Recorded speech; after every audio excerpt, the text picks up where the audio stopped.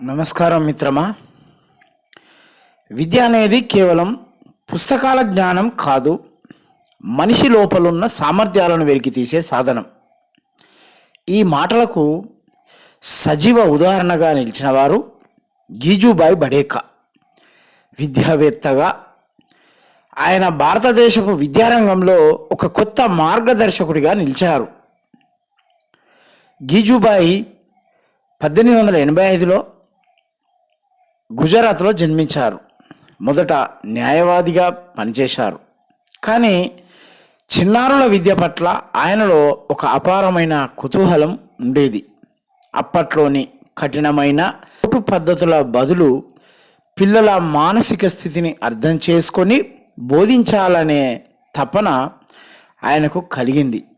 అందుకే ఆయన తన జీవితాన్నే చిన్నారుల విద్యాభివృద్ధికి అంకితం చేశారు. గీజుభాయ్ విద్యాతత్వం ఆటల ద్వారా నేర్పించడం.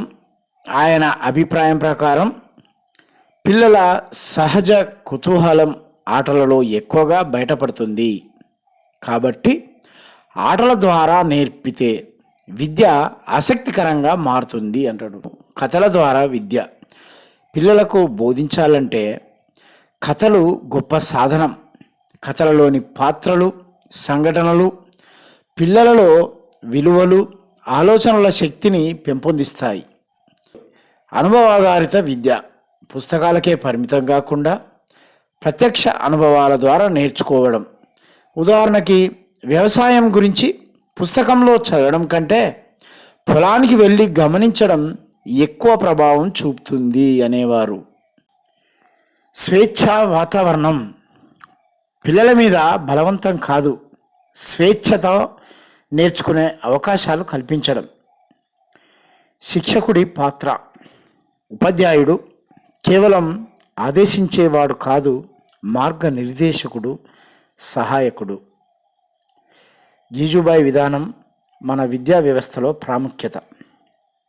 ఇప్పటి విద్యా విధానంలో ఆయన ఆలోచనలు ఎంతగానో అవసరమైపోయాయి.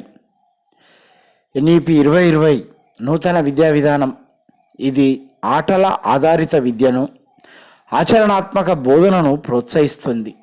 ఇది గీజుభాయ్ ఆలోచనలతో పూర్తిగా స్ఫూర్తి పొందింది. Activity based learning. నేటి పాఠశాలల్లో లెర్నింగ్ బై డూయింగ్ అనే పద్ధతి అమలవుతుంది. ఇది గీజుభాయ్ విధానం ప్రతిఫలం. Value based education. పిల్లల్లో కేవలం జ్ఞానం కాదు, విలువలను పెంపొందించాలి అన్న ఆలోచన ఆయనది. నేడు మన పాఠశాలల్లోనూ నైతిక విలువల బోధనపై దృష్టి పెడుతున్నారు. Inclusive education. ప్రతి పిల్లాడు ప్రత్యేకుడు, అతని ఆసక్తులను గౌరవించాలి. ఈ దృక్పథం ఆధునిక విద్యాతత్వంలో బలంగా నాటుకుపోయింది. మనకున్న పాఠాలు. ఉపాధ్యాయుడు కేవలం సిలబస్ పూర్తి చేయడమే కాదు, పిల్లలలో ఆసక్తిని కలిగించడం ముఖ్యమని గీజుభాయ్ చెప్తున్నారు.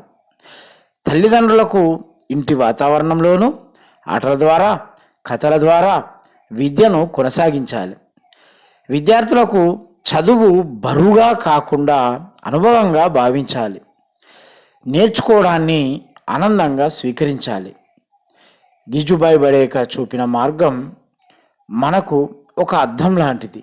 ఆటలతో, కథలతో, స్వేచ్ఛా వాతావరణంతో విద్యను పంచితే విద్యార్థి జీవితాంతం సృజనాత్మకుడిగా, విలువలతో కూడిన పౌరుడిగా మారతాడు. పిల్లల విద్య అనేది బోధన కంటే స్ఫూర్తి. ఆ స్ఫూర్తి ఇచ్చిన విద్యావేత్తలలో గీజుభాయ్ బడేకా ముందు వరుసలో నిలిచారు.